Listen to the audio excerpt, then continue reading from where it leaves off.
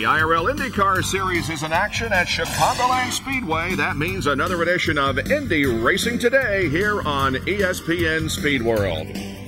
Hi everyone, I'm Bob Jenkins. Welcome to Chicagoland, which is actually located southwest of Chicago in Joliet, Illinois. It's a 1.5 mile 18-degree bank track, and this was the scene last year of the closest finish in IRL history. It's also a very tough track. Just after practice opened on Friday, Greg Ray had a very bad crash. He was not injured. However, the car was damaged badly enough that he will not be competing here today. 2 weeks ago at Nazareth, Pennsylvania, Elio Castro-Neves won his second race in the last 3 outings and is now the new points leader in the IRL. He beat to the checkered flag by just a few tenths of a second Sam Hornish Jr. And just after that race, the next day, Hornish announced that he would lead the Panther team next year, and Jack Arute instead joined Marlboro Team Penske. Yeah, Bob, and he's going to drive for that same Elio Castro-Neves as a teammate. But he replaces Gilles de Ferret, who's elected to go into retirement. But for Sam and Pennzoil Team Panther, it's been an incredible run. 2 championships, 9 victories. And let's point out, not out of the hunt quite yet for a 3rd consecutive title. You need a little help, but you've got to run the table, Sam, the remaining 3 races. Can this team do that? We won all 3 of these races last year. It'll be tough to do that again this year, but the big thing about it is that anything can happen, and how many people are close together today. I mean, you get a bad pit stop or whatever, and you're shuffled to the back of the pack. You could have a car that's third quick, but you end up finishing 15th because you can't get through the traffic again. So it'll be good to try to finish up towards the front. That's the big key here, and there's stranger things that have happened. So now, when you come up to those red and white cars, you don't think about next year? No, not at all. I mean, at Nazareth, I was trying everything I could do to get around him, and sort of take each other both out. I know that I need the points to to be able to run good and to be able to finish high in the points. But I'll run those guys just as hard, maybe even harder. Hey, Gary, what about the guy that Sam Hornish is replacing at Marlboro Team Penske? Boy, what a career for Gilles de Ferret. Let's quickly review some of the numbers. Nearly 160 open-wheel starts in Indy cars, 11 wins, none bigger, of course, than the Indy 500 this last month of May. A couple of kart championships thrown in there just for good measure. Gilles, how difficult was it for you and your family to reach this decision? Very difficult, Gary. I tell you, it's being a race car driver is everything I've ever known since I was a young kid, and everything I wanted to be, and so it was a very difficult and emotional decision for me. But I felt it was best for me to stop while I was still half decent, and I think this is probably as good a time as any. I'm still fighting for the championship. I just won the Indy 500, so I guess I feel that I'm as good as I've ever been. You have indeed. And when we sample driver opinion about this news relating to Gilles de Ferret and his announced decision to retire, it's clearly obvious that this man commands tremendous respect. Let's start with Scott Sharp. A lot of respect for him to be going out on top of his game, but certainly he could probably run 5, 7, 8 more years if he wanted to. He won pretty much everything he's been doing, and it's good to see him retiring this way. There's probably a lot of talk after he won the 500, he's pretty much won everything now, so, there wasn't too much to hang around for. One of the guys you look up to in the Indy Racing League is one of the best drivers there is, and so I'm just glad I got to have 1 year to race against him. Good for him. He's had a great career, and we definitely wish him well. High praise indeed for Gilles de Ferret, and he's driven, of course, recently for this man, Roger Penske. You've had so many great drivers over the years. Where does Gilles fit into the picture in your mind, Roger? Well, Gary, I really got to look at the current time. Gilles was the one that came to the team when we were down in a slump. He got us our 100th win. The 2 kart championships you just can't forget, and obviously the Indianapolis 500 victory this year will go down as probably with Elio getting the pole and Gilles winning the race has just been fantastic. He's the ultimate gentleman. Obviously, I think he's a lot like Rick. He's worked well with the sponsors, and he's been obviously a tremendous team player and someone that very hard to replace.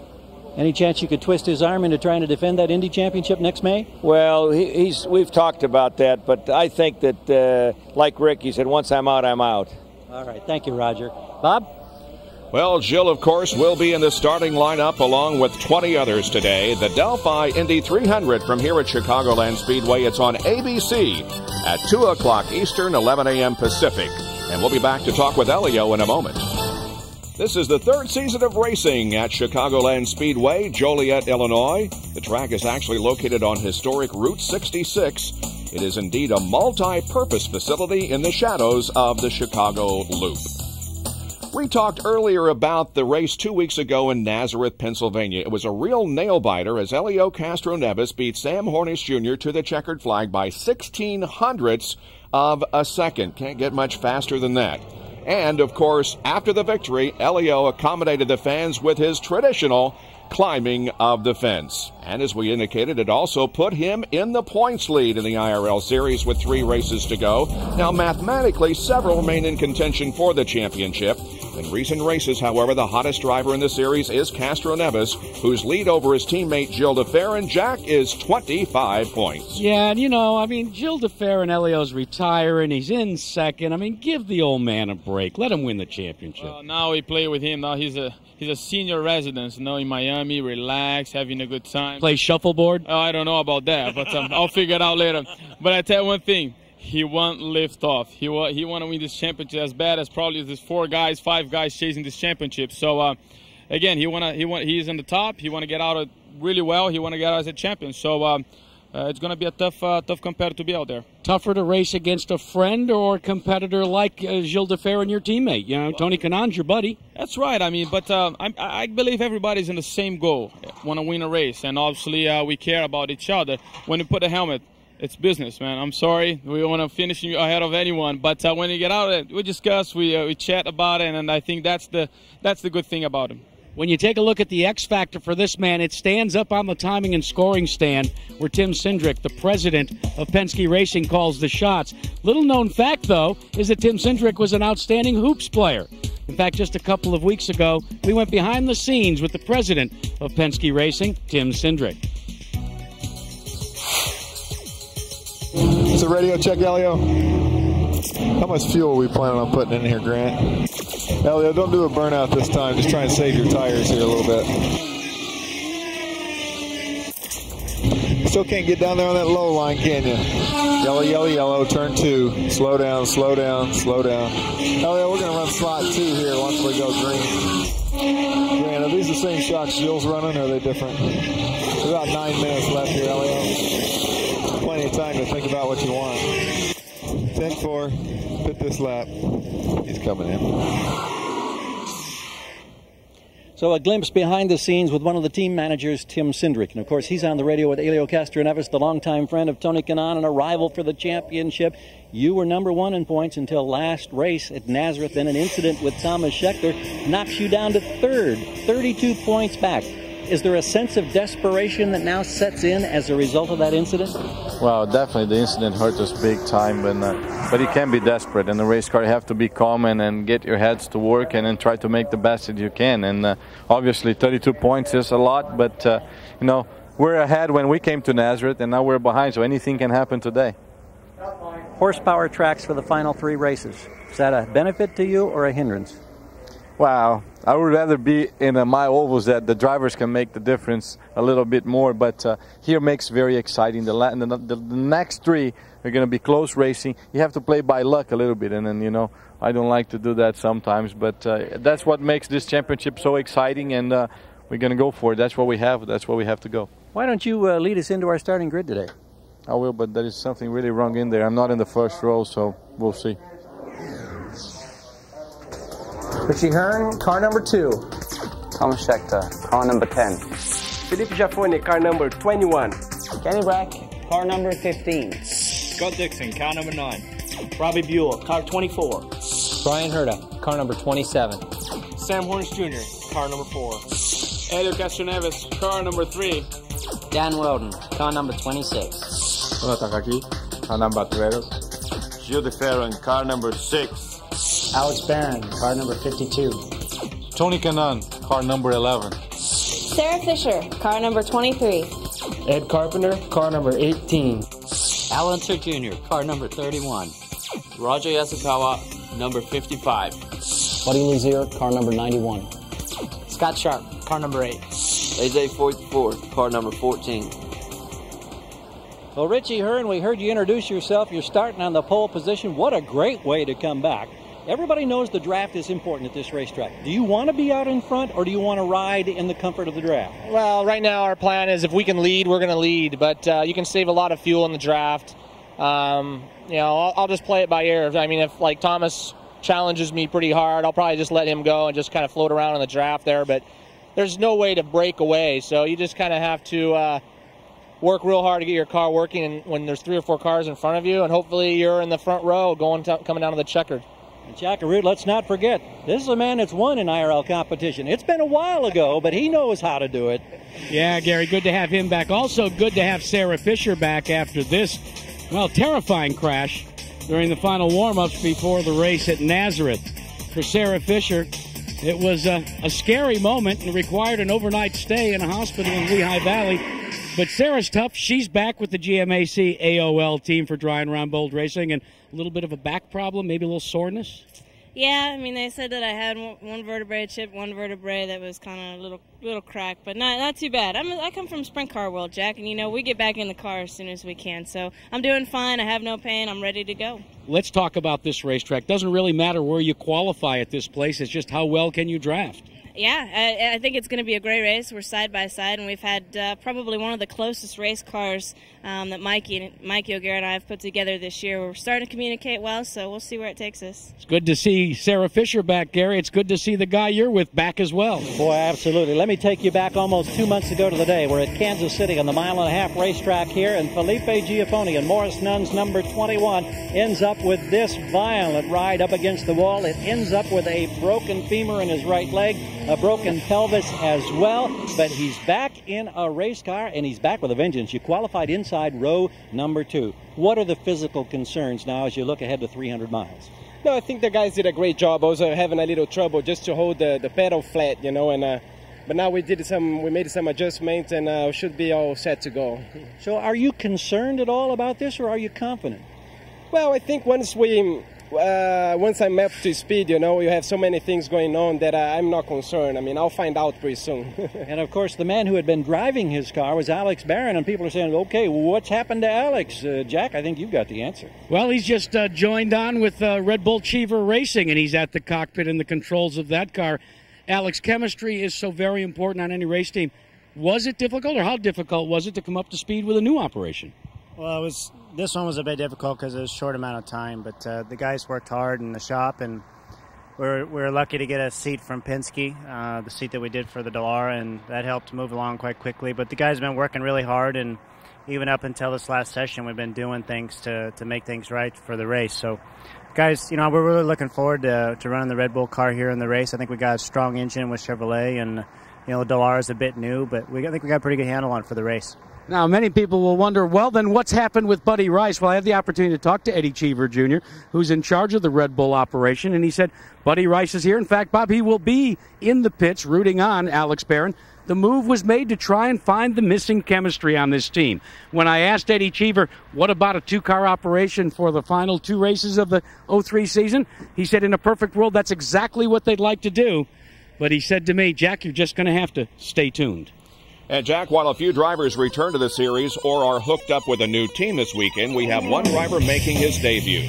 Ed Carpenter, a veteran of USAC and the Menards Infinity Pro Series, he won, in fact, at Indianapolis, makes his IRL debut today. There's no question about the nature of the finish we're about to see. There's only 1 second that separates 1st through 11th. And they pass under the white flag. Paul, there's not a spectator in the stands today that is sitting down right now. 2 by 2, the front 4. The field all tightly bunched together. Heading into turn 3. On the final lap. Now Buddy Lazier comes up to take a look to the inside. And Unser Jr. and Hornish go to the line side by side. It's Hornish who takes the win by 24 ten-thousandths of a second. Hornish with his 7th career win. And for Al Unser Jr., watching it 1 year later doesn't make it any better. But that was then. This is now. Your Corteco Bryant team been mired in the back of the pack just a little bit last practice session. Were you able to get some cures to your ills? Well, we hope so. You know, really all weekend long we've been searching for a little bit of speed, and we haven't been able to find it yet. And so both Scott Sharp and myself are near the back of the pack. And, you know, the draft is a big thing here, and so it's going to take good, clean pit stops and off strategy a little bit, maybe get out of tune with the leaders and catch the yellows right. And if we can get into the lead group, then we can hang with them and be a part of the finish. Well, there's a little tidbit for you, Bob. Some other news went down this week at Chicagoland, didn't it? That is correct. Yesterday, the Infinity Pro Series got a new name. Menard Inc., the Midwest chain of home improvement stores, announced that it would co-sponsor the series. And so now officially, that series is known as the Menard Infinity Pro Series, and a 12-race schedule was announced for next year. That series competed here at Chicagoland Speedway yesterday. A great race. Everything was going well until Marco Chiocci and Paul Dana touched Dana hard into the wall. He was not injured. Look at this racing. This continued for many laps with 7, 8 drivers just inches apart. Late in the race, Marco Chiocci had this incident that brought out the caution flag, and they had a one-lap dash to the checkered flag. Here's how it ended. Mark Taylor is in yellow, Ed Carpenter down at the bottom, Simmons up on top, and by that much the closest finish in Infinity Pro Series history. Mark Taylor takes the win, Carpenter second, then Simmons, Lyondike, and Aaron Fike finished 5th. Gary, so that means that Ed Carpenter's going to do a double today. Well, I tell you, Bob, we were all biting our fingernails. I don't know about this guy. Ed ends up second in that race, but now you're graduating here. You're making your debut here with the Indy cars. You're driving for PDM. How tough is this transition? I mean, really, we did quite a bit of testing, so the biggest struggle for me was just getting used to the speed. And through the testing, we had a really good test here. I mean, got real comfortable in the car, so I was more used to that speed, and it just made the Pro Series seem slower. So I'm just kind of at IndyCar pace right now and enjoying it. So what's the goal today as you try to execute this amazing double? Our car's been so great all weekend. The PDM guys have done a great job. I mean, got Metabolife Ultra on board, so we've got a little extra financial support, but I've had a great race car. So I mean, my goal is to finish the 200 laps first, and then if we can be on the lead lap of this thing, I'd be thrilled. And Bob Jenkins, it's always fun to bring new faces into our sport, into this particular series, and we wish you nothing but good stuff here today. Thanks. All right. The most recent graduate of the Menards Infinity Pro Series to the IRL, A.J. Foyt IV, the series champion last year. He finds himself, however, third in the rookie point standings in the IRL coming into this event as Roger Yasukawa leads that trio. Chicagoland Speedway gave us the closest finish in series history last year, and our driver analyst Scott Goodyear gives us one reason why at the track. Chicago is one of 6 mile-and-a-half racetracks on the IRL circuit, and with this 18-degree banking, it allows for multiple grooves for the drivers to race through the turns. At 220 miles an hour, drivers race wheel to wheel just inches away from each other. The speed here is incredible. But as we have seen in all these super speedways, the trick to winning today will be the art of drafting, which drivers have to play to perfection to keep themselves in the lead group. Having driven on these types of tracks many times, I can tell you that staying up front is the most important part of a driver's strategy. Another crucial element will be the pit stops, which put pressure on both the driver and the crew. An extra 1 or 2 seconds in the pit box could cost a driver a position in that lead group. What this all means here in Chicago is that the fastest car on a super speedway doesn't always win the race. Instead, the driver making the smartest drafting move, either on the last lap or even in the last corner, will find victory lane. Last evening after qualifying, the drivers crossed the track and signed autographs for the fans. 2 of the longest lines for Sarah Fisher and Elio Castro-Neves and Jill DeFerrin. Kenny Breck was there signing copies of his new CD from his band. The CD is called Live in Nashville, that was released just earlier this weekend. We'll be right back. The Joliet River passes through the city of Joliet, Illinois, which is located about 40 miles southwest of the city of Chicago. The city comes alive twice a year with major races here at Chicagoland Speedway. Today, the Delphi Indy 300 for the IRL IndyCar Series. Last Wednesday, in the shadows of the John Hancock Building in downtown Chicago, Scott Sharp joined the commuter traffic in a gasoline-powered two-seater IRL car. His passenger was a local radio personality, Kathy Hart. Through the streets of Chicago, no blocking of traffic. He was right along with the traffic, and the ride drew lots of comments and some strange looks from the Windy City residents as Scott drove up and down Lakeshore Drive, Michigan Avenue, and Rush Street. It's been a great day so far, driving around downtown Chicago.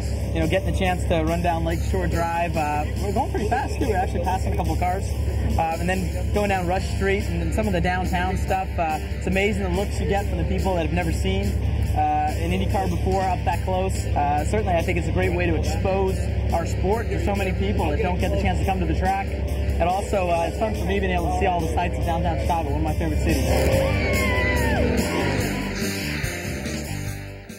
Well, you think traffic was tight on the lakeshore for Scott Sharp. Wait till you see what we have in store for you today. In fact, for the final 3 races of this championship run, the fastest laps you'll ever see, and they're only going to be inches away. And, Paul, these 3 races are very important because there's a championship going on right now. All the drivers know that. There's also a lot of drivers actually looking for a job, so there's auditioning going on right now. All these guys think that they have an opportunity to get maybe a possible better seat. And the other thing is, drivers don't want to have an effect on the championship. That means they don't want to take out the leader. There's a lot of pressure on a lot of drivers today. They are running so close here at Chicagoland Speedway. Jenkins turns away from the monitor. This is Brian Barnhart, the senior official of the IRL. He cut a swath back and forth, pacing through the entire morning practice, and right there is why they're running so close. Paul, wheel to wheel at 220 miles an hour in practice, I would say that we have more passing and wheel to wheel racing in our practice sessions than a lot of other races actually have in their main event. Great, exciting racing, and this is fun. I, as a driver, loved it. And speaking of those final 3 races, 4 100ths of a second is the total of the close finishes here. Bob? Well, join us for the IRL IndyCar Series Delphi Indy 300 at 2 o'clock Eastern, 11 a.m. Pacific, live on ABC. Coming up next on ESPN2, Baseball Tonight. This has been a presentation of ESPN, the worldwide leader in sports. For more information, log on to ESPN.com. Gentlemen, start your engine. 2 weeks ago, Helio Castroneves held off the competition on the final lap and climbed the fence to celebrate. Helio Castroneves will see the checkered flag first. Today, in Chicago, the Indy cars invade the Windy City. 2x2, the front 4. Where speed is king. And Jr. and Hornets go to the line side by side. And photo finishes spectacular. Points leader Castroneves leads a Penske charge, determined to find victory lane. The IndyCar Championship is heating up. Next. Delphi's 200,000 employees from around the world join me in giving the most famous command in racing. Drivers, start your engines.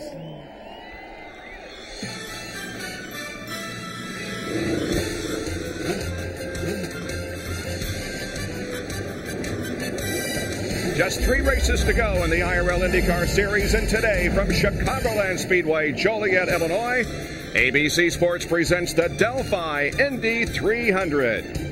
Hi everyone, I'm Bob Jenkins. Welcome to Chicagoland, the scene last year of the closest finish in IRL history. 1.5 miles of 18 degrees banking, and it's already claimed its first victim. On Friday, shortly after practice began, Greg Ray had a crash. He was not injured, but his car was severely damaged, and he will not be in competition here this afternoon. We do have 3 races to go in the championship, and several drivers remain mathematically eligible to take the title, but it looks like it's it's going to boil down to a battle between the Marlboro Team Penske drivers, Helio Castroneves and Gilles de Ferran. And speaking of de Ferran, shortly after our last race 2 weeks ago in Nazareth, de Ferran announced his retirement, and Gary Gerald's Sam Hornish will take his place. And when that announcement was made, Bob, open-wheel race fans around the country rejoiced. There was a collective sigh of relief because they thought they were losing the young coming star to NASCAR. But before he joins Team Penske, 3 races to go for the Panther team. Something to keep in mind, since he got that rejuvenated Gen 4 power plant from Chevrolet, he's run 3 times, he's won once, he's been second the other 2 times. He starts 8th today, and we can't forget, he won a spectacular shootout at this track 1 year ago. And Jack Arute, there have been other changes this week. Yeah, and there's some good changes as well. Felipe Giaffoni, remember, he was injured. He's back behind the wheel of his car. That has moved Alex Barron over to the 52 Red Bull Cheever Infinity and Red Bull Cheever Chevrolet engine powered car. But the biggest story all day, all weekend here in Chicago, was the fact that Team Menard, who desperately needed to right their season, they've been struggling with a Chevrolet engine. They've been struggling with drivers who have become injured. They've been struggling all season long. Well, all of a sudden, they went to an unemployed race car driver, a former IRL winner. And what did Richie Hearn do? He put the car on the pole. Richie Hearn, car number 2. Tom Schechter, car number 10. Philippe Giaffoni, car number 21. Kenny Brack, car number 15. Scott Dixon, car number 9. Robbie Buell, car 24. Brian Herta, car number 27. Sam Hornish Jr., car number 4. Helio Castroneves, car number 3. Dan Weldon, car number 26. Jonathan Kaki, car number 12. Gilles de Ferran, car number 6. Alex Barron, car number 52. Tony Kanaan, car number 11. Sarah Fisher, car number 23. Ed Carpenter, car number 18. Alan Sir Jr., car number 31. Roger Yasukawa, number 55. Buddy Lazier, car number 91. Scott Sharp, car number 8. AJ Foyt, car number 14.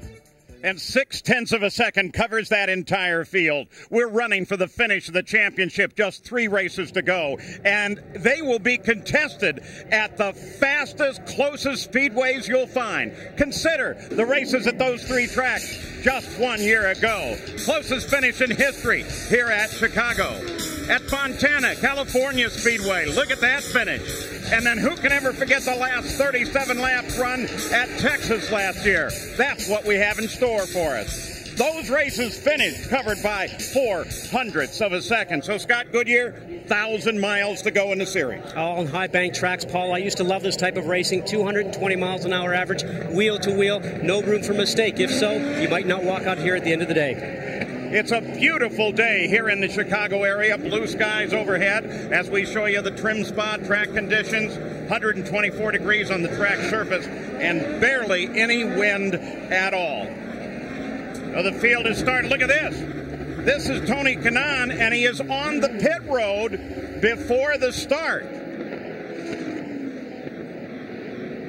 They're going to change all 4, Scott. Paul, probably what happened is that the tire temperature sensor actually told them that there's a pressure going down, so they'll come in underneath this pace lap and change all 4 tires.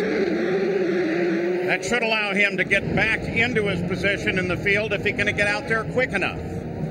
Field beginning to form up now. Here is our analysis of the entire starting field, and don't forget, the races here at Chicagoland in the IRL have always been won from the pole.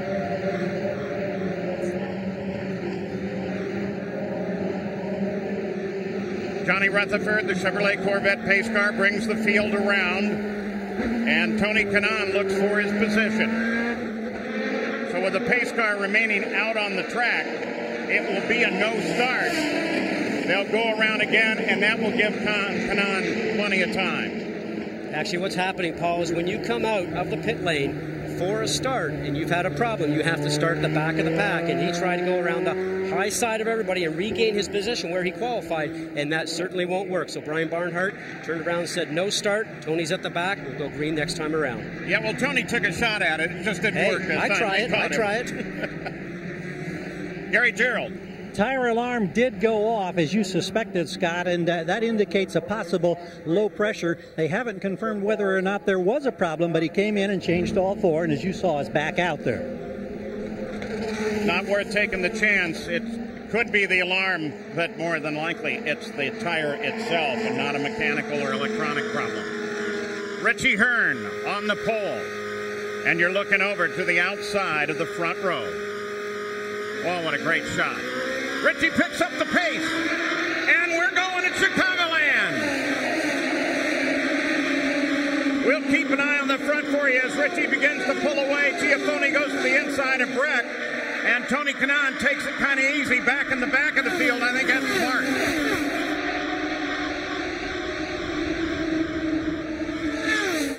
What a nice start by Richie Hearn. Timed it perfectly. It's a home track for Menards. Certainly a great feeling when you get the opportunity to actually lead the first lap here at your home track. That's the first lap that he has led since September of 1996. Remember, in that same year, he won, though, at Las Vegas. Tony Kanaan has been told, take it easy. Don't do anything nuts here early on. But as you can see, he is beginning to inch his way forward. On board with Brian Herta.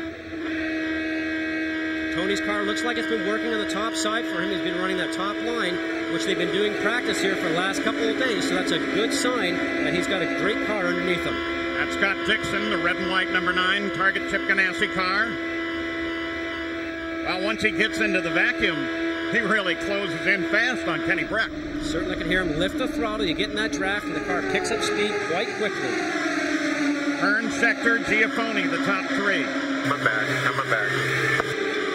Pancho Carter talking to that yellow number 4, this car, Sam Hornick. Back up at the front of the field, Giafoni beginning to challenge Schechter for his second place, while Hearn pulls away.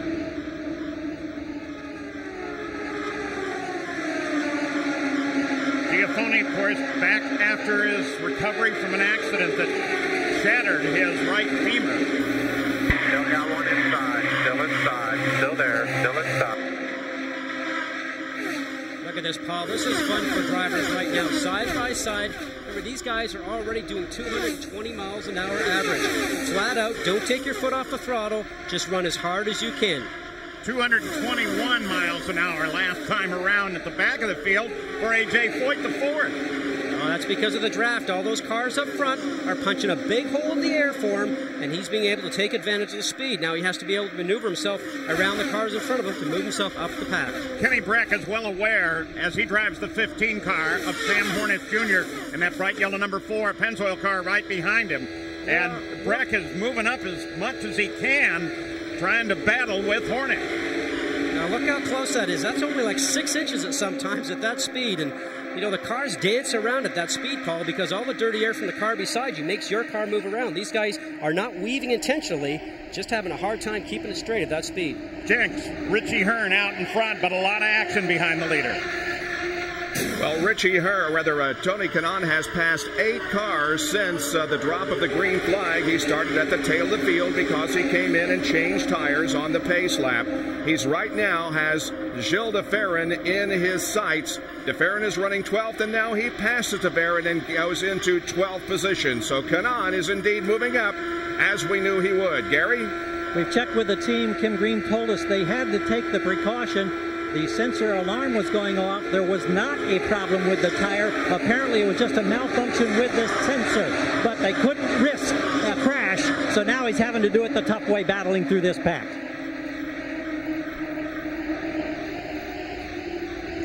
Tony Kanaan with a lot of traffic in front of him. Just before the start of the race, they said that they were going to put a sticker on Tony Kanaan's wing. I think they did. That said, if you can read this, you're too close. Here's the guys on the move with Hornick Jr., of course, really coming forward. Sarah Fisher and Tora Takagi, both with trouble. Paul, you might ask, how does Tony Kanaan know that his tire sensor was actually giving him that reading? They have that electronic computer dash right in front of the steering wheel, and his alarm would come up and flash in front of him on that pace lap and tell him that, for instance, the right front and right rear would actually go down. Now, right now, that's exactly where he would actually see that computer screen right there on his steering wheel. Going to take you up to second place. Battle there, heating up once again. That's Schechter on the right of your screen, Giafoni on the left, and Sam Hornick coming in trying to get them both. See the car going up just a little high there. Remember, he's getting all that dirty air from those cars up in front. Let's go down to the pits, check the route. Talking about Sarah Fisher having some problems. Her tires did not come up to pressure the way she liked. Discretion is always the better part of valor, guys, so she dropped to the back. I checked with her crew, and they say now things are fine, and she's just going to ride for a little while. The Firestone Firehawks here, they brought 796 of them for the teams, 8 different sets. Look at that. 3 wide. Baby. Just touching 3 so wide. little. 3 wide. Clear inside if you want. Got one looking, though. Got one looking. Talk about bravery. I would think, though, realistically, it's a little bit early to be doing that. Well, you know, these guys, the adrenaline's pumping. There's only 3 races left to go, Paul. We talked about the championship. Right now, he's got nothing to lose. He needs maximum points. And Paul, you know, in talking with their various crew chiefs just before the green flag, everybody almost in a state of resignation. Yeah, I think we're going to see what we saw in practice this morning. A massive pack running together. It's just hold your breath time and hang on. And Gary, the big concern right now is they try to duke it out behind your leader. Richie Hearn continues to pull away. Checked with his crew. No problems with the Menards car. They're just sailing with the Chevrolet. Richie Hearn, as you ride with him, has been running 220-mile-an-hour laps regularly. We'll be back. Sam Hornish is still chasing Thomas Scheckter for second place. Hearn out in front. He's out by a considerable distance in the IRL, 1.8 seconds. That's about 400 yards. If an issue, you can come up on the rear bar a couple of clicks. Andy Brown, the engineer for Sam Hornish, telling him if push is an issue, that's where the front of the car does not turn because of the dirty air from Schecter's car right up in front of him. He's saying use your rear bar, the adjustments inside the cockpit for the drivers to adjust the suspension to maybe make the car work better for them. And Scott, they're telling Hornish also on the radio that he is a tenth quicker than the lap Hearn is running.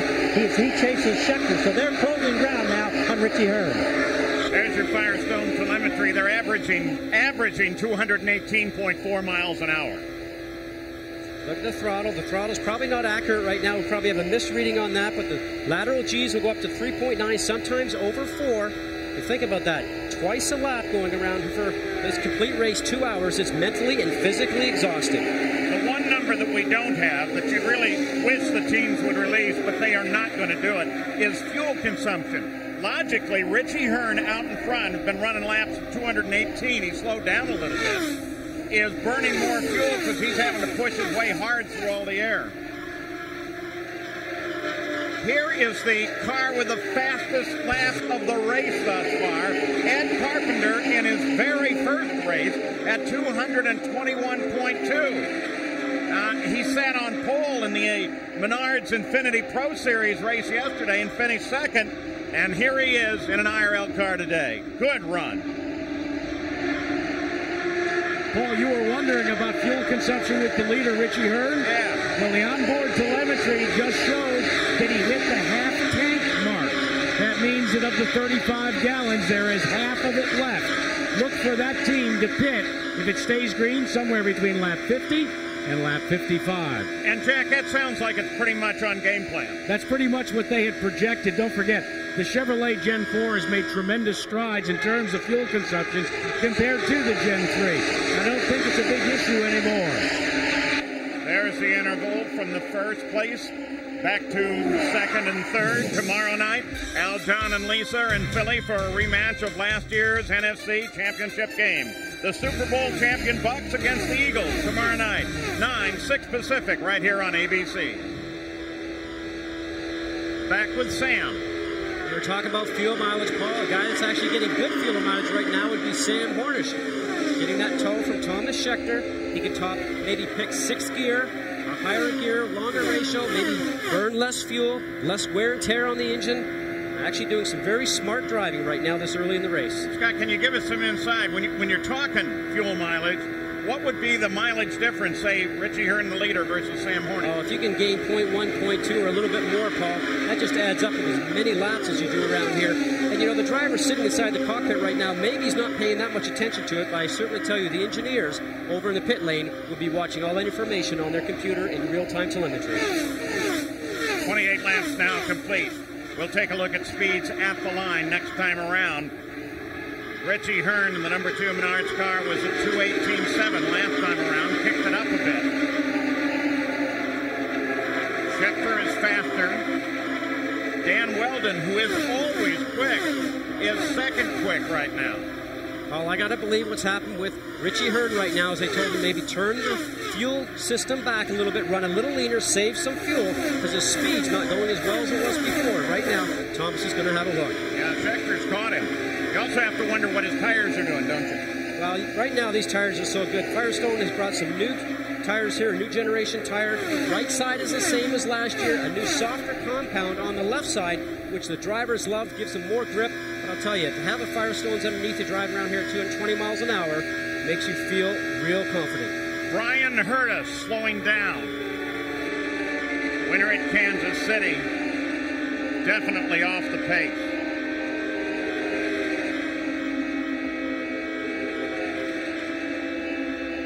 From the nose cam as Sharp goes by. Back to the front of the field. Schechter's had a couple of looks, but he hasn't yet tried it. Jack Root? Well, you guys were talking about the onboard telemetry and how the engineers watch it. More than 45 different measurements throughout the course of the race. Larry Ellard is watching our leader, Richie Hearn. It comes up on a simple laptop, guys. Literally, if you had the right programming and the right receivers, you could get that information as well. It's like having the dashboard right here on your laptop. Again, Scheckter steps out, picks up some clean air, and then tucks back in. Probably just having a little bit of a look. Remember, it's always easy to catch the guy if you're very close behind him. It's another thing to pass, because as soon as you move out and try and go on the high side over here, you're starting to push your own air. You don't have the advantage of the car in front. Now, from that car up ahead, Richie Hearn, the Menards number 2, there is a wave. You can't see it, but it's just like the wave on a boat coming off both the nose and the tail of the car. And when you get up on the edge of it, you can actually feel it. Certainly can. It moves you around. It moves your body inside the car. Your helmet starts to buff it, and your hands start to move. Sometimes you can see that. We'll watch Sam Hornish's hands right now. He has that opportunity to get a good draft because he's the third guy in line. And Hornish is right there in position to move, depending on what Thomas Scheckter does. He gives Scheckter a little help as Scheckter looks high, goes side by side with the leader now. Right alongside Richie Hearn, and Scheckter is going to do it. Getting a little help from Sam Hornish, who's behind him. Now remember, they're on the high side the long way around, so that's a little bit more difficult than being on the low side, where Richie is very smartly protecting his line. Whoa, look at the back end move around on Scheckter's car. IRL has told everybody on the radio several times, be patient, be patient, be patient. And I'm sure when they see something like that and the back end start to wash, they're not real happy with it.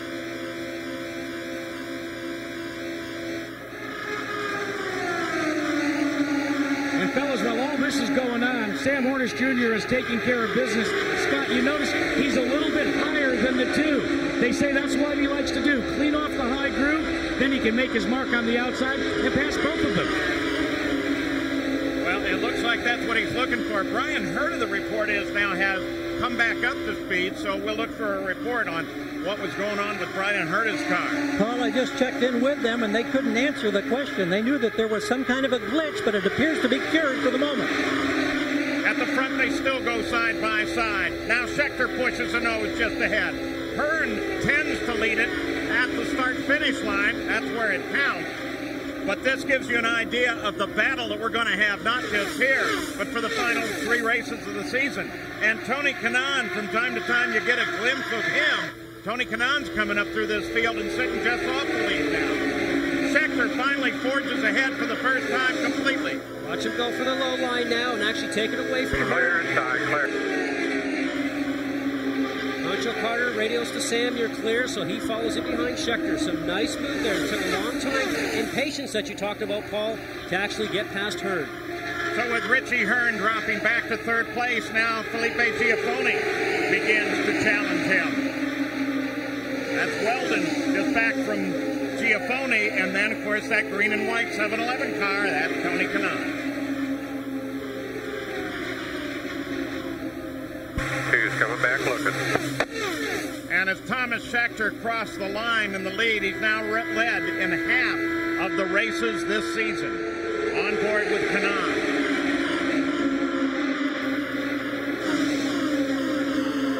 So it's Toyota, Chevrolet, Toyota at Chicagoland. It's Scheckter, Hornish, Hearn at the Delphi Indy 300 Chicagoland Speedway. They're running laps over 220 miles an hour. Tony Kanaan moving his way up through the field. He fell back, had to start at the back of the field because he went into the pits on the pace lap to change tires. So he's coming back now, currently running in 5th place. Amazing run, and you have to have patience. You have to pick your right time to pass.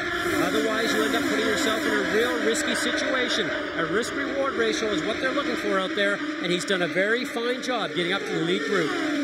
The top 10, a very tight group at 221 miles an hour now. Pit stop probably coming up in 7 or 8 laps. And then we'll be able to get the answer to the first question we have, which is, how long can you go how far? And Paul, that last time around, Giafoni 223.1 miles an hour running in the draft. Average speed now is at 219.2 miles an hour at the 75-mile mark. The 18 car, Ed Carpenter, is up to 7th now, and Hearn down on the pit lane. And it would seem plenty early to get down there. I think we saw that a little bit earlier on, actually, that he took the opportunity to turn the fuel back because maybe he was using too much fuel when he was leading up front. Well, and part of what the officials did tell them is you get down toward the pits on the backstretch, the speeds are here so high that we don't want sudden last-minute dives. Should be no changes. They were discussing whether they would take a little wing out. Let's watch to see if they don't make any adjustment there. Richie Hearn, the first 2 leaders to pit, but Thomas Scheckter, who is in the lead, has been called to pit road for Target Chip Ganassi's operation. He will be the next man on pit road. Jack, a stop that went very long at 15.1 seconds. Here's Thomas Scheckter. The key for Scheckter is to make this as flawless as possible. How many times under green flag conditions have we seen crews trying to get an extra 1,000 make a critical error? Let's say they're taking out a full load of fuel, he lights it up, and he is off and away in 9.8 seconds. Sam Hornish picks up the lead. Helio Castroneves is on the pit road. Ed Carpenter is on the pit road now.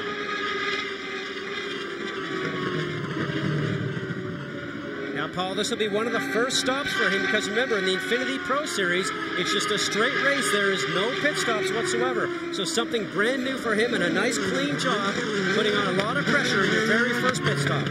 Yeah, there's almost more tension for him there than racing because he's got to sit and wait and make sure everything is right. Castroneves in and out. Scott Sharp has also stopped, as has his teammate, Al Unser Jr., and now Hornish gives up the lead and heads for the pit road. Down to the 60-mile-an-hour speed limit. A.J. Foyt IV is just pulling into his pits ahead of him, and Tony Kanaan is right behind Hornish. That's Barron in the 52 car. And Tony Kanaan, it was very close to being a block as he came in. Well, for Sam Hornish, the car was neutral, but they make a half turn on the front wings, both sides. Quick service, he's gone. We watch now as Kanaan gets service. Now they're pushing Kanaan, but Hornish beats it. Oh, Kanaan has stalled. Kanaan has stalled. Some days when you don't have luck, you just don't get it anywhere around. He lights the engine. Meanwhile, Felipe Giafoni takes one half turn up on his wing. He pulls away as Brian Herta pulls onto pit road, and Dan Weldon will be called in next. It's getting busy down here, guys. Oh, baby, Dan Weldon picked up the lead. His teammates, Tony Kanaan and Brian Herta, both have been to the pit road. And this is the first time that Dan Weldon has led an IRL race in his career. Right behind him, you see Dixon, who picked up second place behind him, also coming in. Now, important to note, Paul, that Dixon was actually gaining on the apron in turns 3 and 4 until he got to the speed zone. So that's something that Weldon will actually learn through experience. Go as quickly as you can coming into the pits. Scott, they want to take on a full load of fuel. They have told Dan Weldon, be very careful. We're going to be very deliberate. And he is off and away in 10.0 seconds. Yeah, deliberate but perfect for the Andretti Green team. And Dan Weldon rolls back. And remember, he's a rookie also. A lot of pressure on those pit stops, especially when you've come in from leading your very first time. You can see that a faster stop was done by Dixon because he got out of the pit lane just a little sooner. And with that exchange in the pits, it's Sam Hornick that will pick up the lead, followed by Schechter. That's Weldon still coming up to speed there. Hornick is just flying. That car will work anywhere. That was Dixon that he just went past now, so he takes the lead. It takes a couple of laps for the tire pressures to come up and for you to build momentum. That's why he has the advantage of coming around a couple of times in their hot laps and taking over from those two guys that came out of the pits. Well, you saw the track temperature earlier at 124 degrees. It's still at least a good lap before they're fully up to temperature. Giafone tight there in that battle with Dixon. You're looking at the top 5. Now the top 6. Coming back looking. After pit stops, these guys all come back to the front lead group again. That's why pit stops are so crucial. You mentioned, Paul, about a lot of pressure on the driver. It's a lot of pressure on the teams also. Those guys have to get those 4 Firestone tires changed and add 35 gallons of methanol fuel in just under 10 seconds. Those guys do a great job. They do a lot of training back in the pits and also back at the shop to get better and better each weekend. They're now beginning to close on traffic for the first time. Alex Barron and A.J. Foyt IV both sitting ahead of them. And Felipe Giafone, that's the 21 car, third place right now, consistently runs that lower line. And Paul, it'll be interesting to see how he does now. Remember, he made a half-turn wing adjustment during that pit stop, which changes the balance just a bit, Scott Goodyear, and it looks like it's making the car stick a little better down low. Well, Jack, what that also tells me is that he's very happy with the car. A half a turn is just a half a degree. They're looking for a very minor change. If you end up putting a turn or 2 turns into it, that means you weren't very happy with the car in the beginning. Paul Page, Scott Goodyear, Bob Jenkins up top. This is the Delphi Indy 300, the IRL IndyCar Series. Jack Root, Gary Terrell down below. 3 more races to go in the championship, and this thing has been green flag right from the start. Now 64 laps into it, led early on by Richie Hearn, now in the number 2 Menards car, and they've been averaging, look at that, 213.8 miles an hour average. That's with the pit stop. On the outside, looks like he's drifting pretty high. There goes Sam right now. The green car that you saw, A.J. Foyt IV. Inside, clear. Doing a nice job, though, trying to keep down low and leave that high lane for all the traffic. And as a driver, when you hear that the lead is coming up behind you, you know there's usually a freight train behind him. And right now, this freight train's about 7 or 8 cars, Paul. You know, Foyt IV had a really nice run 2 weeks ago at Nazareth, and he's doing a great job here. So the leader is Sam Hornish. Thomas Schechter is working him. Jenks, what's going on behind? We're watching the pole sitter from today's race. That's Richie Hearn. He is running back in 8th position, and he and Ed Carpenter have been going tooth and nail since the pit stops. They came out of the track together and have been racing very close since then. This involves an IRL veteran, Richie Hearn, and of course Ed Carpenter making his debut in this series. The battle is for the 8th position behind the leader. That's quite a story when you take a guy in his first race, and right now he is up here doing battle with the guy who sat on the pole and quite a veteran, Richie Hearn. Paul, he's done a remarkable job all weekend. Been watching him actually. His lines have been very consistent, which is something that you really look for, is something that's new. Right now he's getting all this experience he never really had before, but he's doing it 220 miles an hour instead of the 175 or 180 that the Infinity Pro Series cars go around. back at the front of the field. Schechter still working on Hornish. Giafone now seems to recognize that maybe third place is a pretty good place to be, as long, of course, as you don't get overhauled there. So it's Hornish, Schechter, Giafone, top three at Chicagoland. And for the first time today here at Chicagoland Speedway, the drivers get a bit of a break, and so do those of us who are watching this race with our breath held most of the time. We have a debris caution out there. There is debris in both turns 2 and 4, and so the caution is out, slowing the pace, which had been at the rate of an average of 214.3 miles an hour before this caution came out on lap number 73. Now, all the cars had made pit stops within the last 19 laps or so, but with this caution, we anticipate that more pit stops will be coming here shortly. Sam Hornish Jr. is the leader of the race over Thomas Schechter, Scott Dixon, Felipe Giafone, and Dan Weldon. Those are the top 5, as indeed we see several cars turning hard left and making an entrance onto pit lane, including about the first 7 or 8 drivers. And the first of the leaders, Bob, to hit his marks is Thomas Schechter. This will be a very fast stop. Doesn't take long to change the Firestone tires. In fact, they're done fueling already. He is off and away. And for Sam Hornish, it's fuel and fresh tires. He's gone. Dan Weldon beat Hornish out.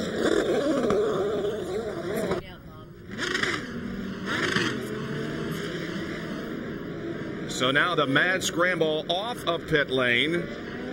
The car that did not come in for a stop that time, at least the only one that was on the lead lap, was Buddy Lazier in car number 91. We have had 6 leaders of this race so far in the first 75 laps. There is Lazier, and we have 3 cars that are not on the lead lap. They are Allenser Jr., Sarah Fisher, and A.J. Foyt IV. So Buddy Lazier will be leading his first laps of the 2003 series as he stays out during this caution period. Bob, let me update you on Dan Weldon. That was a moment of redemption for he and his Jim Beam Klein Tools team. They stalled the car momentarily during the green flag stop. The entire crew was crestfallen. When this yellow came out, when they were able to call Dan Weldon back onto pit road, they went to work and it looked like mechanized ballet. Now they're all smiles. My, how quick they forgot about that green flag miscue. And as a result, Dan will be in the second position. There is Michael Andretti, the owner of the team for which Dan Weldon competes. He will be second. Buddy Lazier shown as the leader, then Hornish, Schechter, and Castro Neves. Well, we have seen some incredibly close racing in the first few laps of this race. There was an incident between Giafone and Hornish. More close racing, and then Alex Barron and Tony Kanaan were wheel to wheel for several laps in the first 75 laps of this event. But we are under caution. This will be a short caution because the debris has been picked up in the 2 areas of the track that it was spotted in, and so we should go back to racing in just a few moments. Richie Hearn has led the most laps so far in the first 75 laps, 37 laps, but we have had now 7 different leaders. And our onboard cameras are working. We have an incredible number of angles, 23 of them as a matter of fact, on 8 different race cars. Down to Gary. Bob, you mentioned early on Greg Ray had problems this weekend, a heavy crash in practice the first day. You're fine, obviously. How's the race car, and will we see you guys able to run at our next race at Fontana?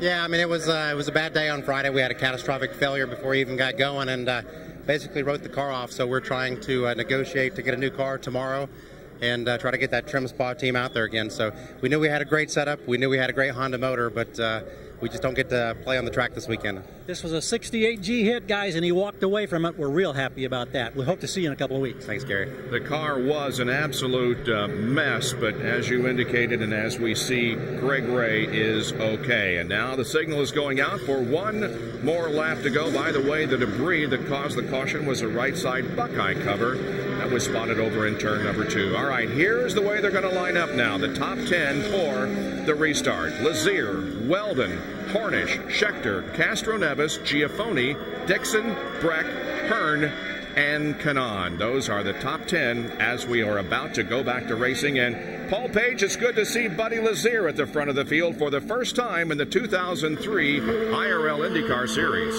Yeah, of course, he got there as a result of not stopping, which may be a really good tactical move. He's only 27 laps out from his last stop. There is your restart order. They'll come straight up to the line. Green, green, green, green, green.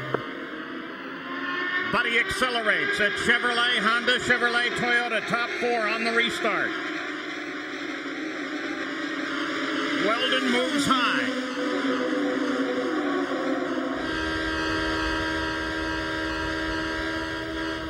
Down the backstretch now. Hornish tries to look to the inside. Chevrolet power here. Outside. So Weldon and Hornish both pass Lazier. A very nice read by Hornish to read what was going to go on up ahead. Schechter's there too. That great new nose cam really gives you an idea of how much the banking is here, that 18 degrees. And thanks, Ron Hemmelgarn, for putting it on there and putting the car number right there too.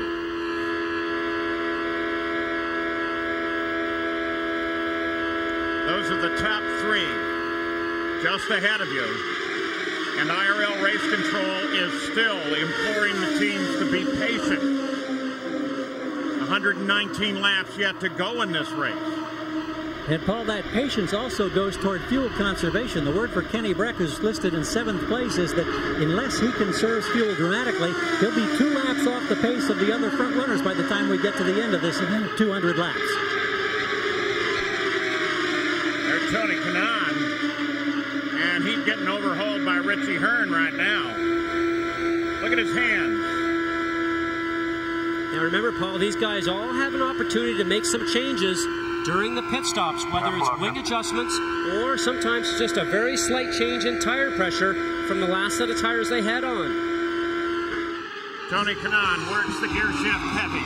We'll be back after this message and a word from our ABC stations. You're watching ABC Sports Championship Television.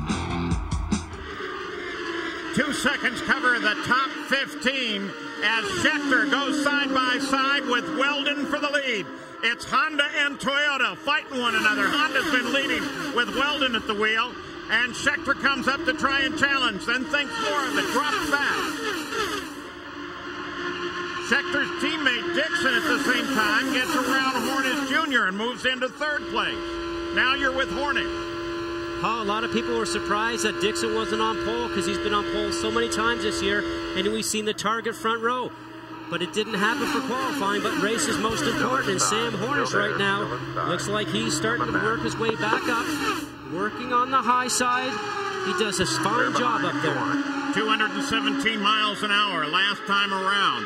Dixon fell all the way back to 7th, and now is up in the top 3. Another guy that fell back was Carpenter, who's fallen back as far as 17th after that last stop.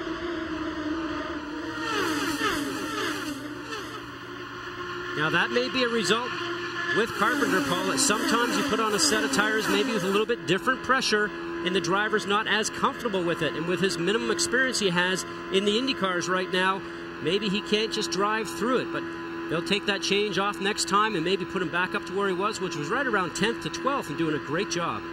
Yeah, the onboard cameras make it look so casual, so slow. Look at that, 3 wide at better than 220 miles an hour. Tony Kanaan, after having the problem on the start, the problem with his pit stop, is now around Buddy Lazier and into 5th place, back doing battle, which is exactly what he has to do if he wants to keep his hopes for a championship alive. Paul, you say we're just sort of used to what they're doing right now, side by side, wheel to wheel at 220 miles an hour average. I can tell you from experience, your heart is racing right now, your mouth is getting dry, and you're just trying everything you can to maybe make the car go a little bit faster, but your senses are at high alert because you know that anything goes wrong, you're in trouble. And Jack Aruth, the thing, though, that surprised me is the Penske cars, Catherine Nevis and DeFerrin, are running 9th and 15th. Well, yeah, consider this point as well. Of all the Andretti Green race cars that are out there, with Tony Kanaan and Brian Herta, the guy Dan Weldon is the only one that has Chicagoland experience. As he continues to stave off the challenges. Let's see with Michael Andretti. Michael, all of a sudden Dan got redeemed during that yellow flag. You were able to get back up and get racy. How is he performing? Has he said anything on the radio? Oh, he's doing great. We're really happy with the car. The guys did a great pit stop here, you know, with the Jim Dean car. So we're real happy so far. The other two guys are coming up too. Luckily, they got the yellow to save us, so it's going to be interesting. And that's the key, guys. They got the yellow, and the other guys are coming up. 97 laps complete. Weldon goes back to the front as he continues his fight with Thomas Scheckter. Scott, you had mentioned to me that there's a lot of guys auditioning for next year right now. Is Scheckter one of them? You know, he may be. Everybody's sort of playing it close to the vest right now, but Chip's obviously got two great drivers there, and we don't know the status of both of them, but I have heard Thomas's name possibly attached to the yellow team with the Pennzoil team with Panther, so we'll have to wait to see, but certainly these next few weeks are going to be very interesting. In the midst of what they call the silly season, when drivers and owners are looking for new relationships in the ensuing year. And there is a lot of talk. When Hornish announced that he was going to Roger Penske's team 2 weeks ago, it kind of set off a ripple effect that we'll see through the entire level of the sport. Again, they're side by side for the lead. Still inside, still there. Same time, Dixon tries to get down on Hornish. And Kanaan's right in there. In fact, he kind of bounces high. Buddy Lazier is down on the inside of Tony Kanaan as we pass the halfway point. There, Tony. Paul, you mentioned about Buddy Lazier. It certainly is nice to see him up there doing a great job. That new Chevrolet engine, they didn't take advantage of it as much as they maybe could have when they put that new Gen 4 engine in there, but now he's running up in the pack and actually probably getting the juices flowing again. He remembers what it used to be like when he was running up front.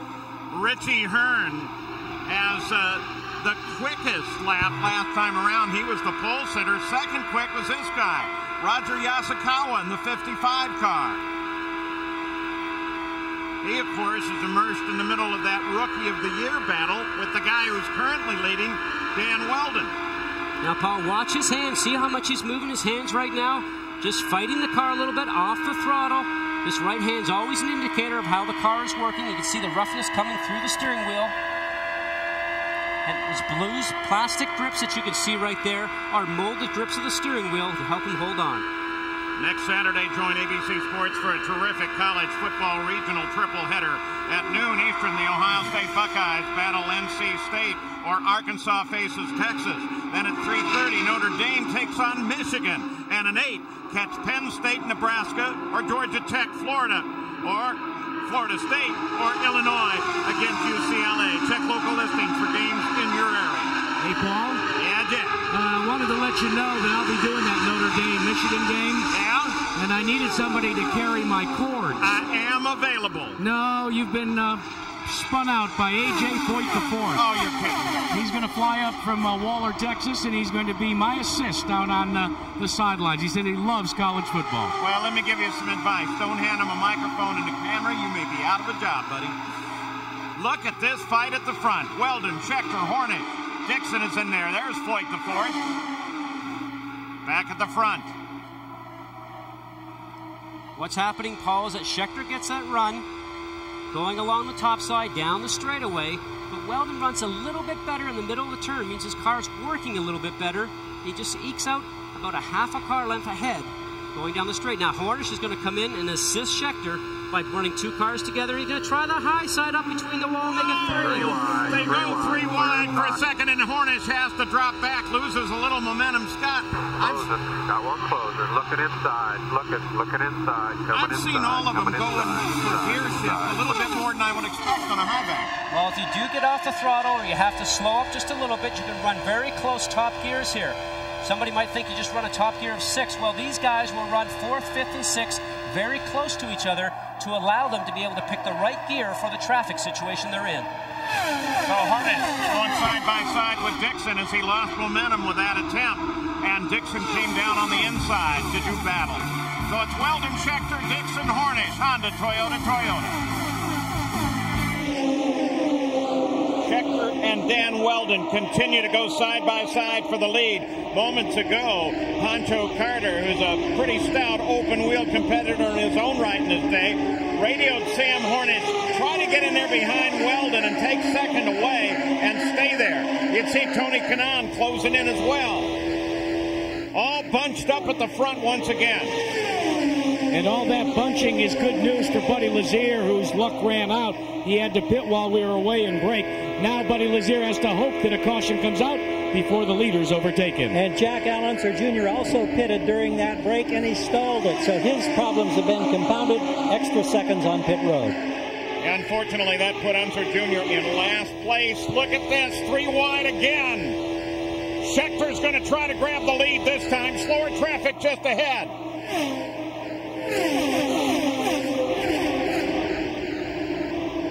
That's Buddy Lazier trying to come up to speed after his stop.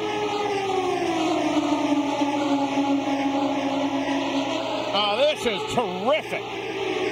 Now Hornish is pushing Schechter.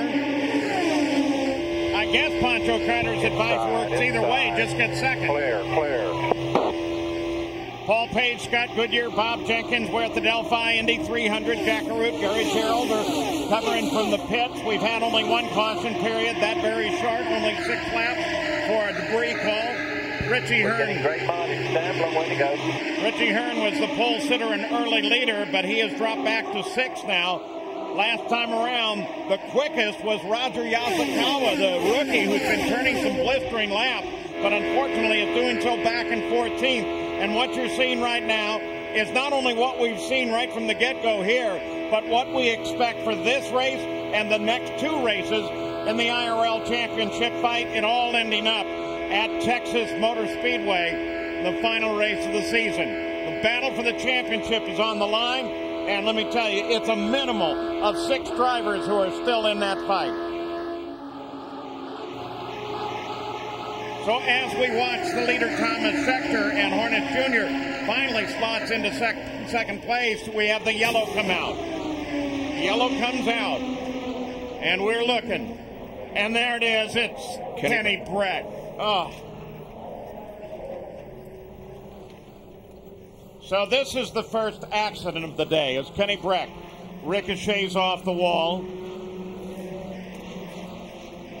And you can see him moving around. The help is there very quickly. That's one of the great things is almost as soon as you hear the tires squeal, the emergency vehicles are rolling.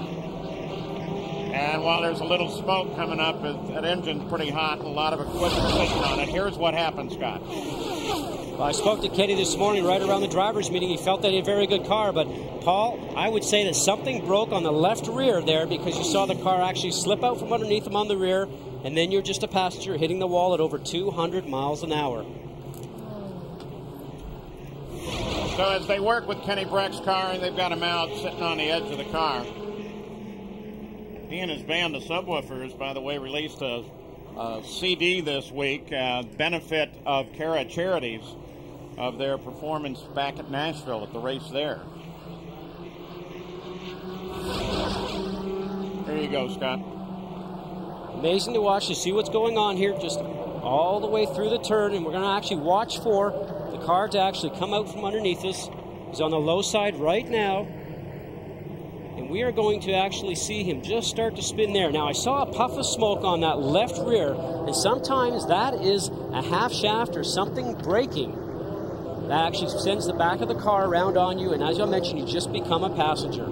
No driver error. Looks like a mechanical problem. Which was the problem that Greg Ray had. They said they had a brake on the upright on the rear of the car. And there's tremendous loading on those uprights on a high bank like this. You're over 4 Gs in the turns. You can see he's got just a little bit of limp, but you mentioned the safety crew, Paul. Anytime I've ever been in an accident, these guys are always there helping and assisting you. It's nice to see a familiar face every time that you go through a problem. Watch how fast things happen. See the debris coming out from underneath there. And as a driver, you don't have a chance, like Yasukawa does, to even think. It's just a reaction from the experience you have of driving cars for all those years. The pits are now open, and most of the teams are laid out.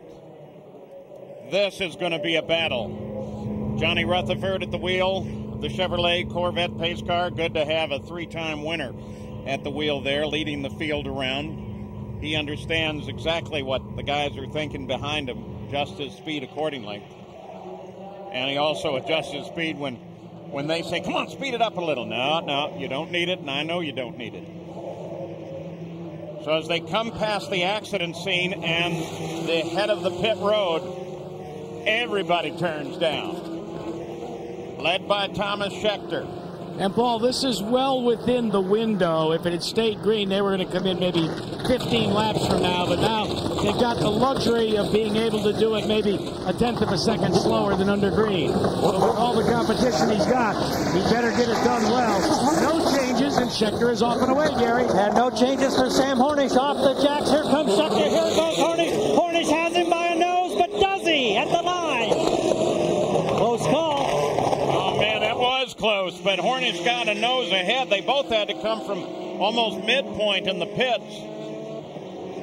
And so Hornish Jr. with the stop. Stop works for him. He picks the position up. Tony Kanaan also picks up a position. As you look, the marks at the pit exit.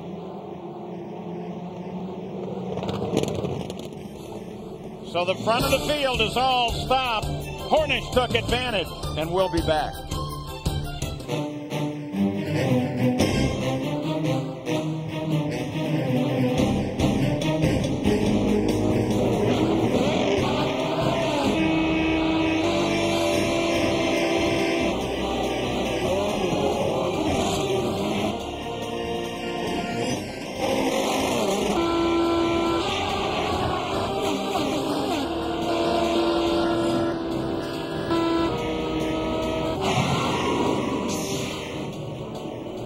With less than 75 laps to go at the Delphi Indy 300 in front of a very, very impressive crowd at Chicagoland Speedway in Joliet, Illinois. This is the IRL IndyCar Series, and this is why we are under caution. The car just snaps away from Kenny Breck and makes contact with the wall in turn number 3. This will be Breck's 4th DNF in the last 5 races for the Bobby Rahal team.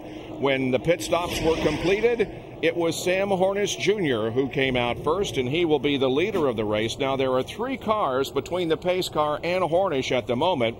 Those 3 cars, Lazier, Fisher, and Allenzer Jr. will be allowed to go around the pace car before the green light comes on and make up their lap. And so that means that we're only going to have 1 car not on the lead lap when we go back to racing. It was September 7th of 1957 when Elmer George scored a flag-to-flag victory in the 100-mile IndyCar dirt car race at the Syracuse Mile. And, of course, Elmer George is the father of Tony George, who is the president and CEO of the Indianapolis Motor Speedway and the founder of the IRL IndyCar Series. Down to Gary. 2 quick notes, Bob. Scott Dixon, in the debris, ran over something and punctured a tire, but he was able to get in without losing positions, and they made the change and got him back out, and he's currently listed in 3rd position. Right behind him, we've got Tony Kanaan in 4th spot and his teammate Dan Weldon in the 5th position. They're going to try to work together, so we'll try to see if they can work in tandem in the draft and gain any ground on the 3 cars in front of them once we get back to green. And I think it's important to point out at this moment that the cars are going to need 1 more pit stop. We've completed 127 laps, and the pit window is about 50 to 55. So, Jack, it looks like that everybody's going to have to come in at least 1 more time. And I think, Bob, you ought to watch Thomas Schechter and the Target Chip Ganassi operation. They just told Thomas, let's settle back and try and conserve some fuel. So he may just kind of draft along now and let Sam Hornish be the hound, the rabbit, and he'll just be the hound, or maybe just the tortoise. By the way, we have had 16 lead changes among 7 drivers at the moment. When we reach, if we do today, and certainly there's every indication that we're going to, if we get a 23rd lead change, it will be the 1,000th lead change in the IRL IndyCar Series history. Johnny Rutherford has taken the Corvette pace car off the racetrack, and so they will get the one more to go signal when they come around, and we'll be back to racing. Coming up next, join ABC Sports in North Yorkshire, England for the 2003 Walker Cup. America's best amateur golfers take on teams Great Britain and Ireland. Next, right here on ABC Sports. There's the restart order, Paul, as we're about to turn them loose again. Yeah, they're going to come back straight up. Sam Hornish will lead them at Chevrolet, Toyota, Honda, the top 4. Hornish already on the throttle.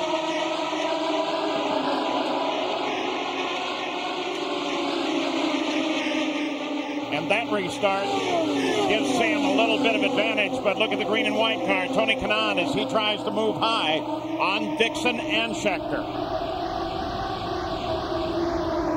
With second and third being teammates, Paul, you know that they're not going to let him get by very easily, that's for certain.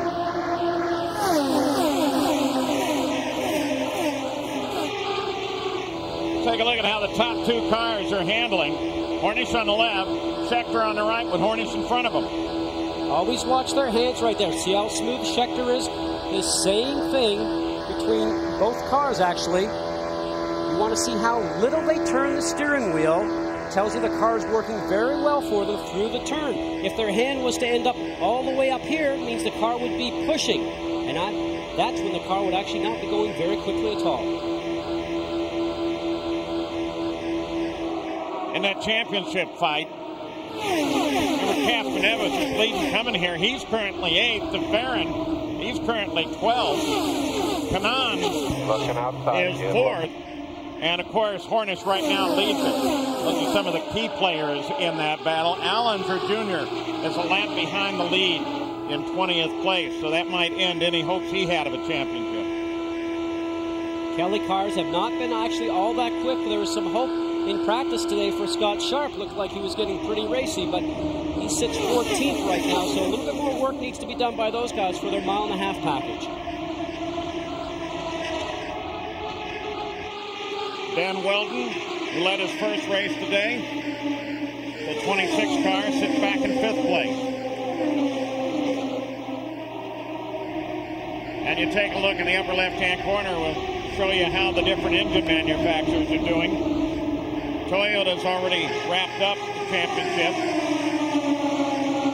Honda's on the scoreboard with the win with Kanaan already this season. They'd love to have another one, and they'd like even better if Kanaan would take the championship, the Drivers' Championship, home. Now, Paul, it's going to be interesting to see if Scheckter and Dixon start to work together to try and get past Hornish. There's no team orders.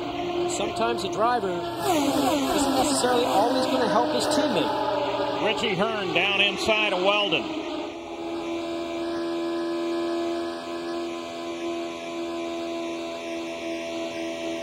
And they stay side by side. We'll be back after this message and a word from our ABC station. You're watching ABC Sports Championship Television. It's Paul Page back at Chicagoland Speedway. While we were away, Thomas Scheckter moved on Sam Hornish, darted up behind him, down to the inside, and in doing so, took over the lead, putting Hornish into second place, with Schecter's teammate Scott Dixon in 3rd, Tony Kanaan 4th.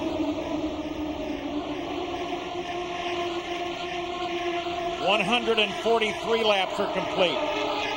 Would expect, best guess right now, a final pit stop of the race, maybe 177 to 180 laps. Would you think, Scott? Probably right around there. They're obviously taking advantage of any yellow if it comes up again. But this is just great racing, Paul. Side by side, wheel to wheel, from the 5th on backwards. There's Buddy Rice. Normally the driver of the 52 car. He's not driving it today. His best performance for Cheever Racing this year has been 9th. There is the 52 car with Alex Barron at the wheel, currently running 7th. And you got a glimpse of Felipe Giafone. Now you're seeing Brian Herta as they both come by. And we're on board with Tony Kanaan, who's fighting for third with Dixon. But Felipe Giafone, one, has been warned to keep a more straight line. The race officials don't want to see you weaving back and forth. Part of the reason that he may not be driving that straight line is Jack Arute. He's had some helmet problems, hasn't he? Yep, all the helmet, the wind coming up into the cockpit is lifting the helmet right up off his head. So during that last pit stop, they were discussing the possibility of tightening the cinch strap, but they didn't want race control to overhear their conversations. So the fact that Felipe Giafone is a Brazilian, they put a team member on and they spoke in Portuguese. And he goes side by side with Brian Herta now. Look at his helmet. You can kind of see it there. They may not have totally solved that problem. They talk about those cinch straps, Paul. What they are is there's D-rings on both sides of the helmet. A strap goes underneath your arm and allows you to actually just tighten the strap to keep the helmet down. Now, the helmet has aerodynamic devices on it, just like the car does, and you actually trim it out for each particular track that you go to. Tom Sneva told me before they figured out how to spoil the air over the helmet and prevent the lift that it was getting, that at the Indianapolis Motor Speedway, there was a time when the helmet would try to lift you out of the cockpit. You can actually see his head buffeting just a little bit, so I would say certainly he's got a bit of an issue right now. Now, maybe some padding came out from beside his helmet, which actually holds the helmet straight, because your neck can certainly not hold the helmet up for 200 laps around this racetrack. And don't forget, guys, he hasn't been in a race car for 2 months. He's missed 5 races, and so the physical conditioning and the demands may be accentuated because of that. That's got to be frightening. Helio Castroneves, 11th right now. That's Richie Hearn coming up on him. This is not helping Castroneves in his quest for a championship, but Penske Racing president Tim Cindric told me yesterday, you know, the real game at a track like this is to just stay in the fight, stay on the lead lap until you get down to the finish and keep the car going. I'm not sure 11th is what he had envisioned, or for that matter, a 14th for Gil de Ferran. Well, what that really is telling you that their car is not working very well for them. Right now you see an opportunity for passing. Here's a good chance. Look at the helmet. Looking over from Brian Herta. Actually, his helmet looks like he's pointed down a little bit, so I would say he's probably trying to help resist the wind that comes over the front of the car and into the cockpit. Remember, you're getting a 200-mile-an-hour breeze out there, Paul. Hey, Scott, the guy that developed the devices to go on the top of the helmets, well, he was the safety guru, Bill Simpson. He was the one that first introduced those gurney flaps to the helmet, and now all the manufacturers use them and actually make them a permanent apparatus in the design of the helmets. That's at the bottom of the screen. That's one of the communications antennas on Tony Kanaan's car. That's the way it does normally. Flapping back and forth in the breeze. The breeze is just a rubber antenna that sits up from the cowling of the car. Herta and Giafone. Giafone on the left. So they continue to carve at each other at Chicagoland. You know, being a Chicago boy, Scott Sharp got to do something I always wanted to do on Lakeshore Drive. Took out the 2-seater, went for a ride down Lakeshore, down Michigan Avenue, and through the neighborhoods. Yeah, that got everybody's attention. Wouldn't you love it? Thomas Schechter is the leader. There's Scott Sharp. You're on board now. He's running a disappointing 13th. His teammate Allinger Jr. is 20th. Only one car out. That's Kenny Breck. Hey, Paul, can you imagine that poor kid going home and telling his mother he was late because he got stopped by an IndyCar? Slap him upside the head. Do not lie to me about what you're doing. If you're late, you're late. Oh, man.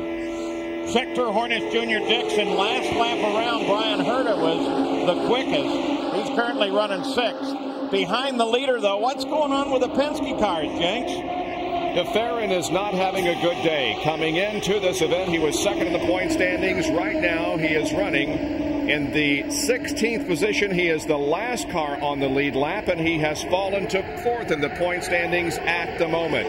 Chicagoland has not been a particularly good racetrack for Gilles de Ferran. A year ago, he crashed here. It was the next to last race last year, and as a result, he was unable to compete in the final race of the year at Texas. Gilles de Ferran currently running in 16th position. His teammate Helio Castroneves is running 11th. That would be good enough at this moment to keep him in the points lead. Kanaan would be in second place, Dixon would be in third, and de Ferran in fourth. Hornish would, given their running order right now, only be 55 points behind the championship lead.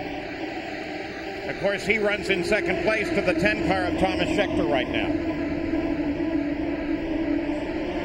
All these guys right now, Paul, are starting to figure out what final change they need to make on this last pit stop that will be coming up. Whether it's a wing change to improve the aerodynamic ability of the car or maybe a slight tire pressure change.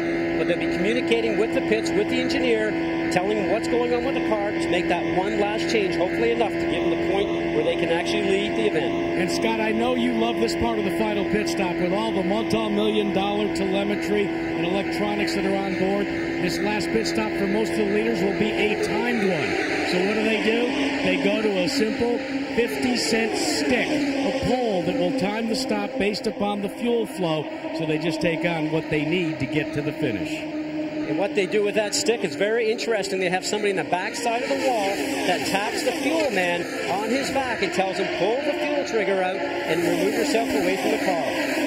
Yeah, that's not really a tap. There's Robbie Buell currently in 8th place. And since he's gotten the new Chevrolet, they've been pretty powerful. Scheckter, Hornish Jr., Dixon, top 3. Expecting the pit stops to start, and it'll be the final stop of the race in about 10 laps. And Paul, we're trying to get a confirmation on an actual lap number, but most of these teams are playing it close to the vest. They indicated it'll probably be around lap 180 with 20 laps to go. And Gary, I would bet the pressure on the pit crews is beginning to climb. You talk with 2 races to go after this one and a championship up for grabs, you can't get much more pressure. There are your top 6 in the Delphi Indy 300. Back with the Indy Racing League, 218 miles an hour. They are fast last time around. Chicagoland Speedway. Fastest was Richie Hearn, he's the pole sitter, but he's well back in 13th. You're looking at the top of the field. Scheckter, Hornish, Dixon, Giafone. There comes Tony Kanaan. Right behind him is teammate Brian Herta. They are now going to display, the IRL tells us, the black flag, bringing the 21 car, Felipe Giafone, currently 4th, to drive through the pits as a penalty. They had warned him earlier, you've got to keep a little more straight line. There's the black flag for him. And if you don't, we're going to assess a penalty. They really, and they've emphasized it. Scott, you heard it at the drivers' meeting. You guys really have to keep your line because of the high speeds here. Certainly disappointing for Felipe because he actually is running up front and probably has a chance to win this event. You saw the black flag right there. Now, driver also sees a signboard, electronic signboard, underneath the starter stand with his number on it. Plus, he'll get confirmation from the pit box that he has to come in. I can tell you there's probably some conversation in the pit box right now with an IRL official trying to get this ruling changed. But usually once they made their mind up, not much else will happen. Scotty has just been told that he has to pull in for the drive-through, but they're going to try and make the most of it. He is going to drive through. Then they will bring him back out onto the racetrack and have him come back in the next lap for his final stop. Yeah, they're saying if he doesn't get in soon, there's Ian Watt, his engineer. He's on his way in now, that if he doesn't, they were going to stop scoring him. And Scott, you know what that's all about. I've been there before, Paul. Thank you very much. Tony Kanaan comes in ahead of him. Kanaan running in 4th as he does so. Now, the 21 car will just have to continue on through the pits. You can't make a penalty and gain by it in terms of a pit stop. So he's going to have to go on through. 60 miles an hour. He will not go into his pit stall. He'll just simply drive straight on through as you see him do. Gets past the pit exit, back up to speed. And where he does from there remains to be seen from the team. Guys, we understand that Dixon will be in the next 2 or 3 laps. Hornish may be in the next 4 or 5. Showdown time. Kanaan didn't change tires when he came through. Fuel only. Here is Richie Hearn. Let's say they are going to change tires, guys. So now we're seeing the choices. It does take, when you're taking a full load of fuel, they make a change on the wing in the front. And now they stalled the car. Richie Hearn has stalled the car. They've refired it and now go off and away. You'll see Felipe Giaffoni. He's coming down the pit road way back there, and this time it will be for a stop. No tires for Giaffoni, and they're just filling it with the fuel necessary to go to the end. How good are these Firestone Firehawks? They don't even need to change them. Elio Castroneves, after his stop, it too was routine. Front of the field is still Schechter, still running at speed. Hornish staying with him, and look at that, right at the last, he dives off. They were actually cautioned not, well, I can't say not to do that, but they sure wanted them to give some indication before they came off. Actually, now they're just going a little bit too quick there on the entry. You're trying to make up time. Be interesting to see whether or not he's actually exceeded the speed limit on the way in. Schechter and his teammate Dixon. It flows in at 5 gallons a second. They're filling off and away. He's got enough to go the distance. Elio Castroneves has stalled on the backstretch, and that will bring out a yellow. They haven't brought it out yet, unless Castroneves can get it way down off the course, and it's not likely he can do that. That's a precarious position off of turn 2, and they're going to have to get him out of the way. Now what happens here is he's trying to find... And there's the yellow. Think of what this does for the championship. Elio Castroneves, if he stayed where he was, would have come away from this race in the points lead. All of that changes. It changes suddenly at Nazareth, now it changes here. And every other driver that's in this championship contention right now, Paul, you're sitting in your cockpit going, I can't believe it. What a great piece of great luck. It also is going to split the pit stops and give guys like Hornish a chance to stop under yellow. Back at Chicagoland Speedway in Joliet, Illinois, where the race only has 11 laps to go, but a completely different approach now to the final laps of this event. We are under caution because Elio Castroneves stalled on the backstretch. He's going to be out of the race, and it certainly has a major impact on the point standings. It helps a lot of people, including Gilles de Ferran and Tony Kanaan. Now, Sam Hornish Jr. was about to come in for a pit stop when he heard that the caution was coming on, and so he went back over the line and stayed out there, allowing him to make a pit stop under the caution flag. Brian Herta is the leader of the race at the moment, with Roger Yasukawa in second, Hornish third, and Dan Weldon in the fourth spot. This is only our third caution of the afternoon, one for debris, one for a Kenny Breck accident, and now this incident, which involved, again, Elio Castroneves. He simply pulled his car off the racetrack on the backstretch. It has since been put in a safe place behind the wall, and so we should be going back to green soon. These were the point standings as we entered this event, with a 25-point difference between the two Marlboro Team Penske drivers, Castroneves and de Ferran. Now, at the moment, it is a 13-point difference. Castroneves still maintains the lead, but the margin is now 13, and there you see the number of points available for each position, adding 2 bonus points for the driver that leads the most laps in a race, and it appears at this point that Thomas Schechter is going to pick up those 2 laps for leading the most, or 2 points rather, for leading the most laps today. He has been out front in this field for a total of 76 circuits. So now there are less than 10 laps to go as we are getting set for the restart, as the pace car has pulled off the track. And Paul, it should be a shootout. Oh, and it's going to be fascinating as they've been waving much of the field past the pace car to get everybody back in order. Chevrolet Corvette pace car as it comes across the line and should head in down at the end of the track. With 192 laps complete, they're still trying to get everybody properly lined up here. They're going to keep the pace car out. for one more lap. Brian Herta is that car right behind the pace car. And while it was a lucky moment for Brian Herta, he was literally on pit road taking on the fuel for the finish when the yellow came out. I tell you what, I hope the race officials get paid big money, because sorting all of that out here in the closing laps of the race is not the easiest thing in the world. So it'll be Roger Yasukawa in second place, and Hornish will be in third when they come back to the green. And they are being told now, you cross the line, it'll be one more lap to go. Gary Gerald? Quick word with John Barnes. How do you pull it off now that you've got a couple of cars you got to get by with only a handful of laps for Sam Hornish? We'll let Sam work that out. He's got the product to do it with, and the car's been off all day, and we'll see how he does. You think it'll be a high side pass? You know Sam. Yes, we do. Well, you know that he's got two guys in front of him. They're pretty serious as well, and Yasukawa and certainly Brian Herta, winner earlier this year, driving for Andretti Green.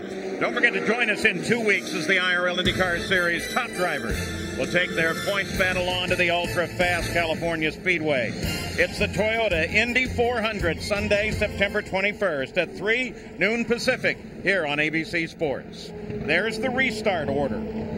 Thomas Scheckter, Dixon, and Kanaan are going to have cars that they have to get around to get in touch with the lead. Green. You're looking back from Roger Yasukawa. Hornish right behind him. Brian Herta out in front.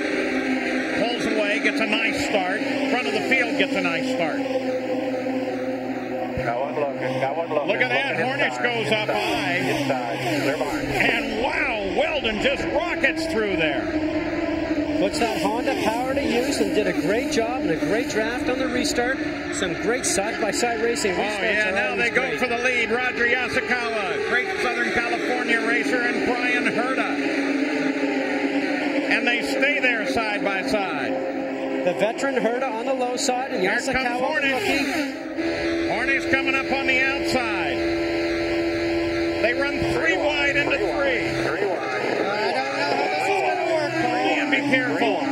3 wide. Still 3 wide. Takes your breath away. Each other. 3 wide. Move on down. Roger Yasukawa, the rookie, and it was in the middle like a ping pong ball. Dixon coming down the inside now. Hornish into second place. Dixon is third. Yasukawa just finally said, I've had enough of this, and had to get back out of there. Herta's still the leader. 4 laps to go.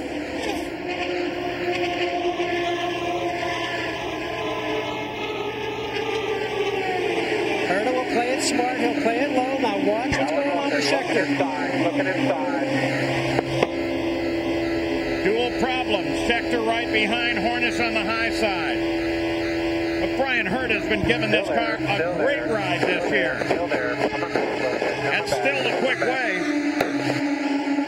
This is so much fun, Paul. This is when the drivers love this shootout.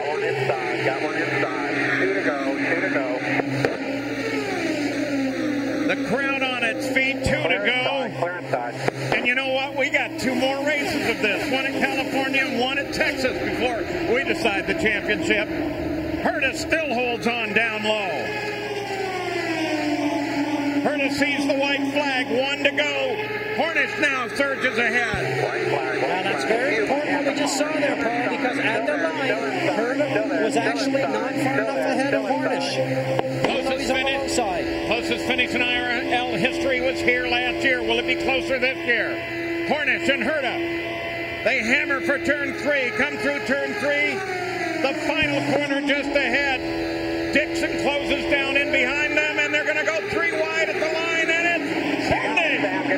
Hornish takes it at the line. Dixon gets second, and Herta drops to third. Well done, Sammy. I don't know what to say, buddy. Oh, look at that. Look at that. Look at Dixon. His wheels are actually on the low side on the white line. What amazing driving. And Michael Andretti looking at saying, what happened? I can't believe we didn't have a crash. That was some incredible driving by all of them. 99 10,000ths of a second is the unofficial report. Sam Hornish wins the Delphi Indy 300. How tough was this win for the Pennzoil Panther team? An oil fire. They cooked the Chevrolet engine as he came across the stripe. But Sam Hornish Jr. puts the Panther pack yet again back in victory lane. There's nothing left of that Gen 4, Sam. That Chevrolet engine has had it. Yeah, we ran it lane all day trying to conserve fuel, and it really helped us there at the end because we were able to stay out while a couple other cars had to pit that were up there. But what an exciting race. I mean, it's getting me nervous, but...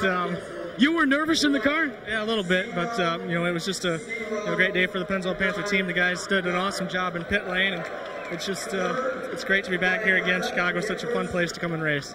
Sam, let's talk for a moment about that last lap. There was a lot of parrying and thrusting back and forth, and then all of a sudden, right down at the line, here we go. Take us through it. I mean, I came off, I was holding my line, and I looked down. I got one car, but then I thought there was another one underneath there. So it was definitely probably the closest 1-2-3 finish ever in open wheel racing, or maybe everything. So it was just it was a fun day out there. You said earlier this season that if you could run the table to the end of the season, you talked about wanting to do it at Nazareth, but now you got an opportunity to go for a triple. You've won the first one. You've got Fontana coming up, and then the big one at Texas. How big would that be? Oh, it'd be great.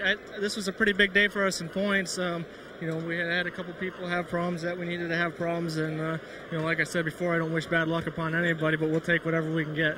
Hey, Bob, the key is always to have your Chevrolet engine give out after the checkered flag. It lasted just long enough. It's the 10th career win for Sam Hornish and his second victory this year. Here are the point standings. Dixon moves into second, Tony into third, DeFerrin from second to fourth, and Hornish remains in the fifth position, just 41 separating the top five. We'll be right back.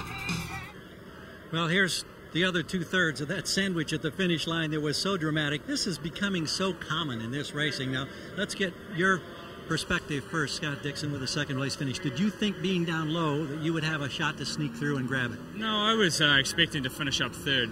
We had a pretty good run, and I was just mainly trying to keep the guys behind us back. And I thought, I was sure that Hornish was going to get it. I tried to give him a little bit of a push, and then I had such a rate of speed going, so I dove to the bottom. But great job with Team Target. We seemed to pit a little early, and we missed the yellow, and that put us back in sixth or whatever. But we had a great car all day.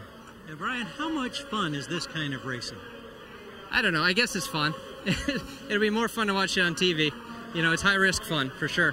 But, Scott got behind me there at the end coming off of 4, and I thought, he'd give me a little push, and Sam had a run, and I was trying to keep Sam on the outside. Then he had a run. He dove to the inside, and, I thought, we'd just give it everything we got, and that's the way it ended up. Well, we look forward to more drama in a couple of weeks in Fontana. Thanks, guys. Thanks. Bob? Well, I've said it before, I'll say it again. If you can find better racing than what we saw this afternoon, please let me know. Here are the unofficial results. We had 13 cars on the lead lap at the end of the race. Scott Sharp finished in 11th. Ed Carpenter, in his debut, was the last car on the lead lap in 13th. And then those that were a lap down, and Kenny Breck was the only driver to have any contact with the wall. He finishes in the 21st spot. All in all, 20 lead changes, 8 drivers, and the average speed for 300 miles of racing, 200 laps, 184.294. It's the closest 1-2-3 finish in the history of the IRL, and there are the point standings as we head for Fontana Speedway in California in 2 weeks. Just 41 separating the top 5 drivers. And here is the finish once again. Look at Scott Dixon come up on the inside of Brian Herta as Sam Hornish held on the high side of the racetrack to take this event and put on another great show for the IRL IndyCar Series. So that's the story from Chicagoland Speedway. Coming up next, the 2003 Walker Cup. Join us Sunday, September 21st for the Toyota Indy 400 from California Speedway, live at 3 o'clock Eastern, noon Pacific on ABC Sports. ABC Sports is online at ESPN.com, keyword ABC Sports.